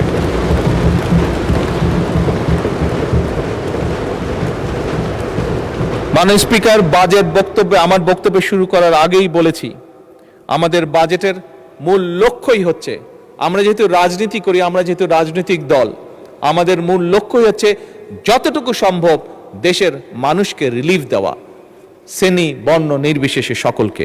এবং সেটির প্রতিফলন মাননীয় স্পিকার আপনি চিকিৎসা খাতে দেখলেন। মাননীয় স্পিকার, চিকিৎসা যে ব্যয়, এই ব্যয়টি কমানোর পাশাপাশি আরেকটি বিষয় আমরা জোর দিয়েছি। এখানে মাননীয় বিরোধী দলের নেতা আছেন, ওনার সাথে আমার প্রথম লন্ডনে দেখা হয়েছিল আজকে থেকে প্রায় 5 বছর আগে। ওনার পরিবারের সদস্যরাও লন্ডনে থাকেন, উনি নিজে একজন চিকিৎসক, খুব সম্ভবত ওনার মেয়েও বোধহয় চিকিৎসক, আমি যতটুকু জানি। ছেলে চিকিৎসক ওনার, সবাই চিকিৎসক। আচ্ছা, ভেরি গুড, ভেরি গুড। মাননীয় বিরোধী দলীয় নেতা অবশ্যই ওয়াকিফাল আছেন, ওনার ধারণা আছে, যেহেতু উনি পরিবারের সাথে দেখা সাক্ষাৎ করার জন্য মাঝে জন্য ইউকেতে যান, আমিও যেহেতু আনফর্চুনেটলি বহুদিন আমাকে থাকতে হয়েছে দেশে আসতে না পারার কারণে।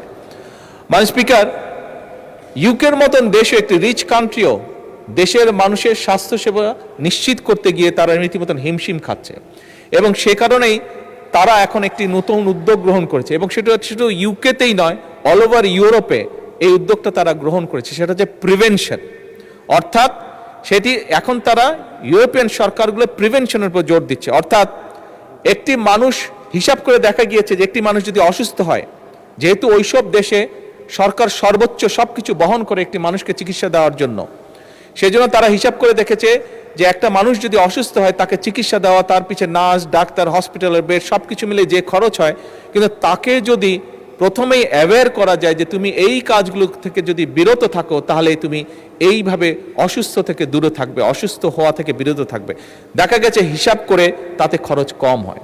মাননীয় স্পিকার, আমরাও এখন সিদ্ধান্ত গ্রহণ করেছি যে স্বাভাবিকভাবে 20 কোটি মানুষের দেশ, এত মানুষকে চিকিৎসা সুবিধা দিতে গেলে মাননীয় বিরোধী দলের নেতা বলেছেন কিভাবে মানুষ ওয়ার্ড হসপিটালগুলোতে মাটিতে পর্যন্ত শুয়ে থাকে।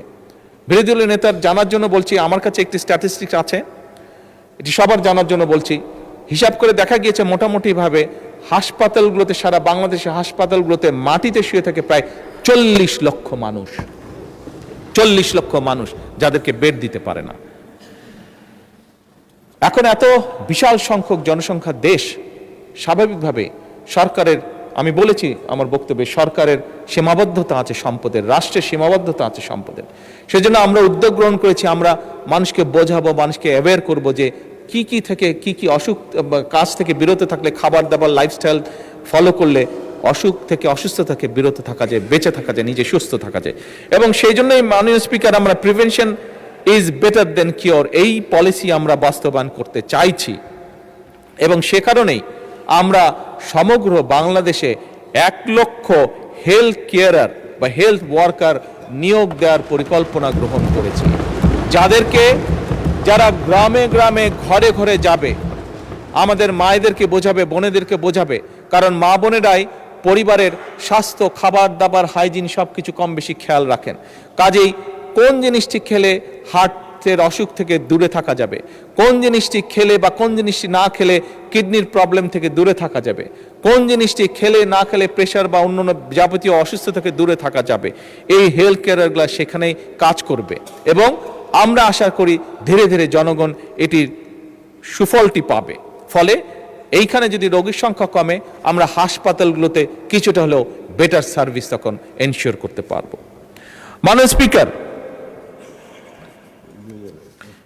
অনেক সময় লাগবে। সরকার প্রতিটি শ্রেণী পেশার মানুষের জন্য সামাজিক সুরক্ষা বলয় নিশ্চিত করতে চায়। কারণ আমি একজন রাজনৈতিক কর্মী হিসাবে দৃঢ়ভাবে বিশ্বাস করি, মাননীয় স্পিকার, নাগরিকদের রাজনৈতিক এবং অর্থনৈতিকভাবে ক্ষমতাহীন রেখে রাষ্ট্র কখনোই শক্তিশালী হতে পারে না। রাষ্ট্রকে যদি শক্তিশালী করতে হয় তাহলে অবশ্যই একজন নাগরিককে রাজনৈতিকভাবে এবং অর্থনৈতিকভাবে তাকে শক্তিশালী হতে হবে। এবং এই কারণেই মাননীয় স্পিকার, বর্তমান সরকার সমাজে নারীদেরকে অর্থনৈতিকভাবে ক্ষমতায়ন বা এম্পাওয়ার্ড নিশ্চিত করতে চায়।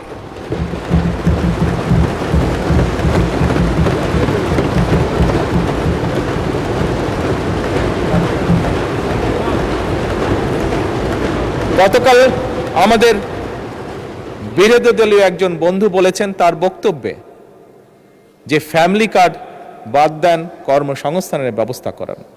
আমি আমার সেই বিরোধী দলীয় সহকর্মীর উদ্দেশ্যে বলতে চাই, আপনি একটু অপেক্ষা করুন, একটু ধৈর্য দেখুন। এই ফ্যামিলি কার্ড বহু কর্মসংস্থানের তৈরি করবে ইনশাআল্লাহ। মাননীয় স্পিকার,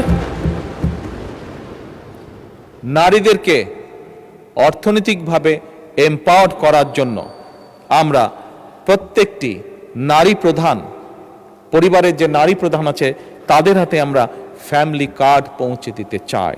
এবং এই ফ্যামিলি কার্ডের মাধ্যমে আমি এই সংসদে একদিন সংক্ষিপ্ত এক্সপ্লেনেশন দিয়েছিলাম যে কিভাবে ফ্যামিলি কার্ড একজন নারীকে অর্থনৈতিকভাবে স্বাবলম্বী করবে, কিভাবে একটি ফ্যামিলি কার্ড একটি নয়, শত নয়, হাজার নয়, লক্ষ নয়, কোটি ফ্যামিলি কার্ড কিভাবে দেশে কর্মসংস্থান তৈরি করবে, কোটি কোটি কিভাবে ফ্যামিলি কার্ড দেশের অর্থনীতিকে শক্তিশালী করবে, সেটি আমি তুলে ধরেছিলাম। মাননীয় স্পিকার, এই ফ্যামিলি কার্ডের মাধ্যমে আমরা নারী প্রধানদের হাতে ফ্যামিলির কাছে 25,000 টাকা করে প্রতি মাসে পৌঁছে দিব। 2,500 টাকা, আমরা 25,000 টাকা দিতে বলে খুব ভালো ছিল, সম্ভব হলে 2,500 টাকা আমরা এই সংসদে আল্লাহর কাছে চাইতে পারি যে আল্লাহ আমাদেরকে সেই তৌফিক দেন যাতে আমরা সেইটি করতে পারি। সেই রহমত আমরা আল্লাহর কাছে চাইতে পারি যে আল্লাহ আমাদেরকে তৌফিক দেন যাতে আমরা নারীদের হাতে 2,500 না 25,000, একটি শূন্য বেশি দিতে পারি। মাননীয় স্পিকার, আমরা আগামী অর্থ বছরে যেরকম কৃষক ভাইদের কাছে প্রায় 41 লক্ষ কৃষকের কাছে আমরা কৃষি কার্ড পৌঁছে দিতে চেষ্টা করছি, একইভাবে আগামী অর্থ বছরে 40 লক্ষেরও বেশি, প্রায় 43 লক্ষ মতন পরিবারের হাতে আমরা এই ফ্যামিলি কার্ড পৌঁছে দেওয়ার পরিকল্পনা গ্রহণ করেছি।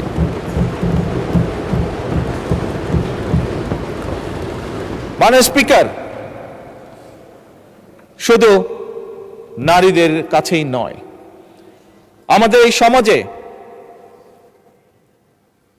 কিছু ব্যক্তি আছেন যে মানুষগুলোকে, আমি মুসলমান হই, আমি যে কোনো ধর্মেরই হই না কেন, অন্য ধর্ম যারা আছেন, এই মানুষগুলোর কাছে আমরা অনেক জীবনের বিভিন্ন গুরুত্বপূর্ণ সময় বিভিন্ন গুরুত্বপূর্ণ পরামর্শ নিয়ে থাকি। এই মানুষগুলো আমাদের জীবনের বাঁকে বাঁকে আমাদেরকে বিভিন্ন পরামর্শ দিয়ে থাকেন। তারা কারা? মুসলমান হিসেবে আমি তাদেরকে চিনি মুয়াজ্জেম নামে, তাদেরকে চিনি ইমাম নামে, তাদেরকে চিনি খতিব নামে, এই উপাধিতে তারা উপাধিত। মাননীয় স্পিকার, অন্য ধর্মেরও এই সকল ধর্মীয় ব্যক্তিত্ব আছেন। অধিকাংশ ক্ষেত্রে মাননীয় স্পিকার দেখেছি আমরা এই মানুষগুলোর মধ্যে বহু সংখ্যক মানুষ, বিরাট একটি অংশ অনেক মানবতর জীবনযাপন করেন। মাননীয় স্পিকার, আমরা নির্বাচনের আগে আমাদের দলের অবস্থান থেকে বলেছিলাম আমরা যেরকম নারীদের ফ্যামিলি কার্ড পৌঁছে দিতে চাই, আমরা যেরকম প্রবাসীদের কাছে প্রবাসী কার্ড পৌঁছে দিতে চাই, আমরা যেরকম কৃষক ভাইদের কাছে কৃষক কার্ড পৌঁছে দিতে চাই, আমরা এই যে মানুষগুলো যাদের কথা বললাম তাদের কাছেও আমরা একটি সরকার যতই সামান্য হোক, যত অল্পই হোক না কেন, তাদের কাছেও আমরা তাদের পাশে দাঁড়ানোর জন্য তাদের কাছে আমরা কিছু সম্মানই পৌঁছে দিতে চাই সরকারের পক্ষ থেকে। মাননীয় স্পিকার, এবং এই সম্মানটি আমরা প্রতি মাসে তাদের কাছে ইনশাল্লাহ পৌঁছে দিচ্ছি এবং পৌঁছে দিব মাননীয় স্পিকার, যার কাজ ইতিমধ্যে সরকার শুরু করেছে। মাননীয় স্পিকার, মাননীয় বিরোধী দলের নেতা ওনার বক্তব্যে একটি গুরুত্বপূর্ণ কিছু ব্যক্তির কথা বলেছেন, যেই ব্যক্তিগুলোর স্যাক্রিফাইসের কারণে আজ এই সংসদ আমরা যারা এখানে বসে আছি। গত 17 বছরে বহু রাজনৈতিক দলের নেতাকর্মী, বহু অরাজনৈতিক ব্যক্তিবর্গ, মানুষ তারা অকাতরে জীবন দিয়েছেন, পঙ্গুত্ব বরণ করেছেন, বিভিন্নভাবে নির্যাতিত হয়েছেন। এই 17 বছরে মাননীয় বিরোধী দলীয় নেতা বলেছেন তাদের জন্য একটা কিছু করার। আমি ওনার সাথে সম্পূর্ণ একমত। এই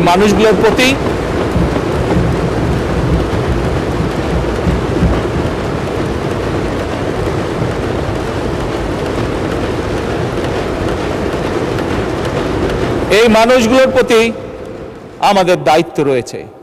যতটুকুই আমাদের সামর্থ্য, রাষ্ট্র বা সরকারের সামর্থ্য, সেই অবস্থান থেকে আমি আমার এবং বিরোধী দলীয় নেতার পক্ষ থেকে মাননীয় অর্থমন্ত্রীকে অনুরোধ জানাবো যে এই মানুষগুলোর জন্য ব্যবস্থা গ্রহণ করার জন্য। ধন্যবাদ।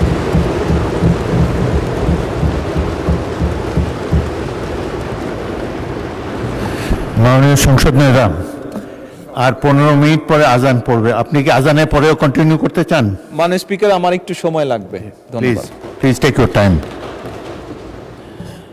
মাননীয় স্পিকার, বর্তমান সরকার বিশ্বাস করে যে আমরা যে জাতীয় নিরাপত্তা বলতে যা বুঝি, এটি শুধু সীমান্ত রক্ষার বিষয় নয়, বরং এটি রাষ্ট্রের সার্বভৌমত্ব, জনগণের নিরাপত্তা, অর্থনৈতিক স্থিতিশীলতা, খাদ্য এবং জ্বালানি নিরাপত্তা, এবং সর্বোপরি আজকের যে যুগ, সাইবার নিরাপত্তা এবং কৌশলগত সক্ষমতা, এই সকল কিছু সমন্বিত একটি বিষয়। এবং সেজন্যই মাননীয় স্পিকার, বর্তমান সরকার একটি প্রতিরক্ষা ব্যবস্থা গড়ে তুলতে চায়, গড়ে তোলার কাজে হাত দিয়েছে, যেটা আধুনিক প্রযুক্তি, দক্ষ মানব সম্পদ এবং দেশীয় সক্ষমতার সমন্বয় ভবিষ্যৎ নিরাপত্তার চাহিদা মোকাবেলা করতে সক্ষম হবে। মাননীয় স্পিকার, প্রতিরক্ষা শিল্পের সক্ষমতা বৃদ্ধি, গবেষণা, প্রযুক্তিগত ব্যবহার, সাইবার নিরাপত্তা জোরদার এবং প্রতিরক্ষা ব্যবস্থাপনা আধুনিকরণের জন্য, মডার্নাইজ করার জন্য বর্তমান সরকার এই বাজেটের ভিতরে অনেকগুলো গুরুত্বপূর্ণ উদ্যোগ গ্রহণ করেছে মাননীয় স্পিকার, যা আমি দৃঢ়ভাবে বিশ্বাস করি একজন বাংলাদেশী হিসাবে আমাদের প্রত্যেককে আগামীতে ইনশাল্লাহ গৌরবান্বিত, অহংকার করার মতন অবস্থানে আমরা নিয়ে যাব ইনশাল্লাহ।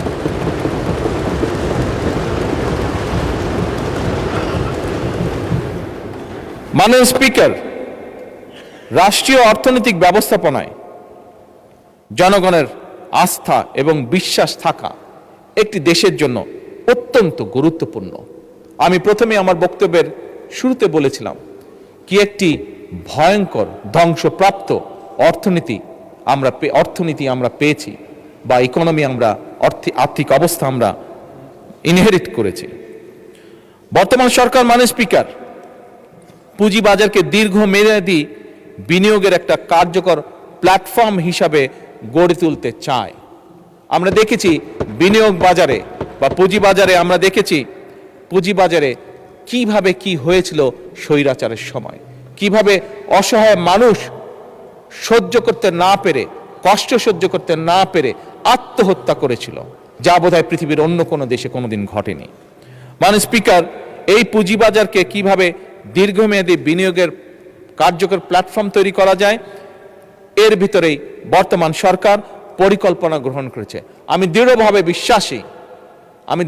বিশ্বাসী আমাদের যোগ্য ফাইন্যান্স মিনিস্টারের নেতৃত্বে আমরা কিছুদিনের মধ্যেই এর একটি ভেরি পজিটিভ রিফ্লেকশন আমরা দেখতে পাব।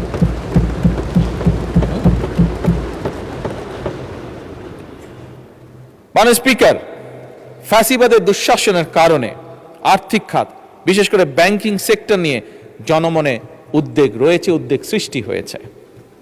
ব্যাংকিং, আমি আগেই বলেছি, আমাদের এই বাজেটের অন্যতম একটি ইম্পর্টেন্ট লক্ষ্য হলো অর্থনৈতিক খাতে শৃঙ্খলাকে যে কোনো মূল্যে ফিরিয়ে নিয়ে আসা এবং ব্যাংকিং সেক্টরে শৃঙ্খলা ফিরিয়ে আনতে সরকার সব রকমের উদ্যোগ গ্রহণ করছে, প্রত্যেকটা ক্ষেত্রে উদ্যোগ গ্রহণ করছে। এখানে বিরোধী দলীয় নেতা আরেকটি ইম্পর্টেন্ট বিষয় উল্লেখ করেছেন যে ফ্যাসিবাদের আমলে দেশ থেকে যে দেশের মানুষের লক্ষ কোটি টাকা পাচার হয়ে গিয়েছিল, সেই পাচারকৃত টাকাও ফিরিয়ে আনার জন্য। মাননীয় স্পিকার, আপনি এবং আপনার মাধ্যমে সমগ্র সংসদ অত্যন্ত খুশি হবেন যে বিদেশে যে পাচারকৃত অর্থ, সেই অর্থ এবং সম্পদ ফিরিয়ে আনার জন্য বাংলাদেশ সরকার এরই মধ্যে 13টি দেশে 23টি মিউচুয়াল লিগ্যাল অ্যাসিস্ট্যান্স রিকোয়েস্ট পাঠিয়েছে মাননীয় স্পিকার। এবং শুধু তাই নয়, এই মিউচুয়াল লিগ্যাল অ্যাসিস্ট্যান্স ট্রিটি চূড়ান্ত হয়েছে অনেকগুলো।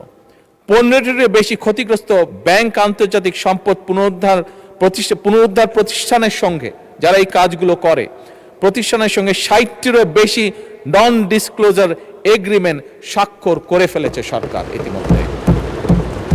কাজেই মাননীয় বিরোধী দল নেতা যেমন বলেছেন, এই কাজ করার জন্য ওনারা আমাদের সব রকম সহায়তা দিবেন, তার জন্য আমি ওনাকে অত্যন্ত আন্তরিক ধন্যবাদ জানাই। আমরা বাংলাদেশের আইন কানুন এবং আন্তর্জাতিক আইন কানুনের মধ্যে থেকে মাধ্যমে যত দ্রুত এবং যত বেশি সম্পদ, দেশের মানুষের যে সম্পদ পাচার হয়েছে, যত বেশি সংখ্যক সম্পদ সম্ভব, সেটি আমরা ইনশাল্লাহ দেশে ফিরিয়ে নিয়ে আসব। মাননীয় স্পিকার, এই বাংলাদেশের জনগণ আমাদেরকে ভোট দিয়ে এই সংসদে পাঠিয়েছে। এই বাংলাদেশের মানুষের জনগণের সমর্থন নিয়েই আমরা সরকার গঠন করেছি। সেজন্যই করের বোঝা বাড়ানো আমাদের লক্ষ্য বা উদ্দেশ্য নয়, করের বোঝা বাড়িয়ে নয়, বরং হয়রানি কমিয়ে করের ভিত্তিকে বাড়িয়ে শাসন ব্যবস্থার প্রতি জনগণের আস্থা ফেরানোর মাধ্যমে মাননীয় স্পিকার, সরকার রাজস্ব বাড়ানোর নীতি গ্রহণ করতে চায়। এটা আমি বলতে চাই। সরকার তার সর্বোচ্চ শক্তি নিয়ে জনগণের আশা আকাঙ্ক্ষা পূরণের পথে এগিয়ে চলছে, তবে বহু কঠিন একটি পথ এটি।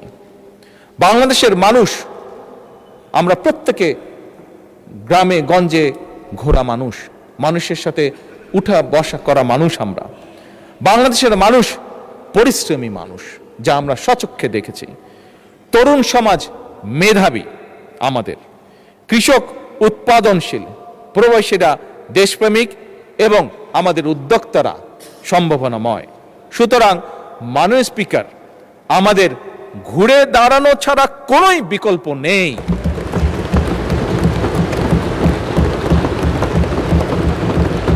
মাননীয় স্পিকার, আমি এই মহান সংসদের সকল সদস্যকে, আমার দলের সংসদ সদস্য এবং উইথ রেসপেক্ট বিরোধী দলের সকল সংসদ সদস্যকে আহ্বান জানিয়ে বলতে চাই, এই বাজেট শুধু সরকারের বাজেট হিসেবে নয়। আসুন আমরা সকলে এই বাজেটকে একটি জাতি পুনর্গঠনের বাজেট হিসেবে দেখার চেষ্টা করি। মাননীয় বিরোধী দলের নেতা বলেছেন, আমিও বলেছি, ওনার সাথে সম্পূর্ণ একমত রেখে আমি বলতে চাই, আমাদের মধ্যে মতভেদ থাকতেই পারে, কিন্তু দেশের অর্থনীতি পুনরুদ্ধার, জনগণের কষ্ট লাঘব, আর্থিক খাতে শৃঙ্খলা প্রতিষ্ঠা, আস্থা ফেরানো, কৃষক, শ্রমিক, তরুণ, নারী, প্রবাসী উদ্যোক্তাদের জন্য সৃষ্টি তৈরি এবং গণতান্ত্রিক প্রতিষ্ঠান শক্তিশালী করার প্রশ্নে আমরা সকলে ইনশাল্লাহ ঐক্যবদ্ধ থাকব। এই বাংলাদেশে যাতে আর কোনো ফ্যাসিবাদ স্বৈরাচার কায়েম হতে না পারে, এই বাংলাদেশকে যাতে আর কেউ তাদের তাবেদার রাষ্ট্র বানাতে না পারে, এই হোক আমাদের আজকের প্রত্যয়।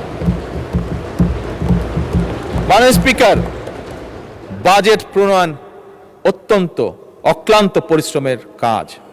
আমি অক্লান্ত পরিশ্রমের জন্য আমি মাননীয় অর্থ পরিকল্পনা মন্ত্রীকে আমার এবং আমার সকল সদস্যের পক্ষ থেকে সহকর্মীর পক্ষ থেকে আন্তরিক ধন্যবাদ জানাতে চাই। আমি ধন্যবাদ জানাতে চাই অর্থ বিভাগ, জাতীয় রাজস্ব বোর্ড, অর্থনৈতিক সম্পর্ক বিভাগ, আর্থিক প্রতিষ্ঠান বিভাগ, পরিকল্পনা মন্ত্রণালয়, বাংলাদেশ ব্যাংক, সংশ্লিষ্ট সকল মন্ত্রণালয় এবং বিভাগের কর্মকর্তা এবং কর্মচারীদেরকে আন্তরিক ধন্যবাদ জানাতে চাই। বাজেট প্রস্তুত, মুদ্রণ, উপস্থাপন ও সংসদীয় কার্যক্রমে সহযোগিতার জন্য জাতীয় সংসদ সচিবালয়, বিজি প্রেস এবং গণমাধ্যম কর্মী যারা দীর্ঘদিন ধরে বাজেট অধিবেশন কভার করছেন তাদেরকে আমি আন্তরিক ধন্যবাদ জানাই। মাননীয় স্পিকার, ফ্যাসিস্ট উত্তর বাংলাদেশ এই সংসদের কাছে জনগণের প্রত্যাশা আকাশ ছোঁয়া। এদেশের জনগণ গণতন্ত্র, মানবাধিকার, আইনের শাসন, ন্যায় বিচার এবং সুশাসন প্রতিষ্ঠার কাজ করার জন্যই জনগণ অনেক প্রত্যাশা নিয়ে আমাদের প্রত্যেকটি মানুষকে এই সংসদে পাঠিয়েছে। এই সংসদে আসার আগে গণতন্ত্র প্রতিষ্ঠায় আমাদের অগণিত সতীর্থ সহযোদ্ধা জীবন দিয়েছেন। অনেকেই নেই, আমি এই দেশ ছেড়ে চলে যেতে যখন বাধ্য হয়েছিলাম তখন অনেককে দেখে গিয়েছিলাম, ফিরে এসে আমি তাদেরকে পাইনি। আমরা ওই পক্ষের অনেক সিনিয়র নেতা যাদেরকে আমি নিজে দেখেছি, যাদের সাথে কথা বলেছি, তাদেরও অনেককে এসে আমি পাইনি। আমাদের উভয় পক্ষেরই অবস্থা।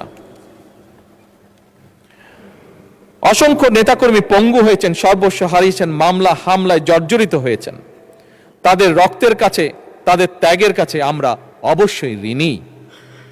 তাই আমাদের আরো বেশি দায়িত্বশীল হওয়া প্রয়োজন। আমাদের সেই দায়িত্বশীলের জায়গা থেকে জুলাই সনদকে সামনে রেখে সংসদের ভেতরে সংবিধান সংশোধন সহ বিভিন্ন ইস্যুতে যেমন ঐক্যবদ্ধভাবে আমরা কাজ করতে পারি, তেমনি সংসদের বাইরেও জাতীয় গুরুত্বপূর্ণ ইস্যুতে জনমত গঠন সহ সংস্কারমূলক কর্মসূচি গ্রহণ করে দেশকে আমরা সামনের দিকে এগিয়ে নিয়ে যেতে পারি। আমাদের সেই ধরনের দায়িত্বশীল আচরণ হবে এদেশের ভবিষ্যৎ পথরেখা। মাননীয় স্পিকার, সবশেষে আমি দেশবাসীকে আশ্বস্ত করে বলতে চাই, এই সরকার, এই সংসদ জনগণের।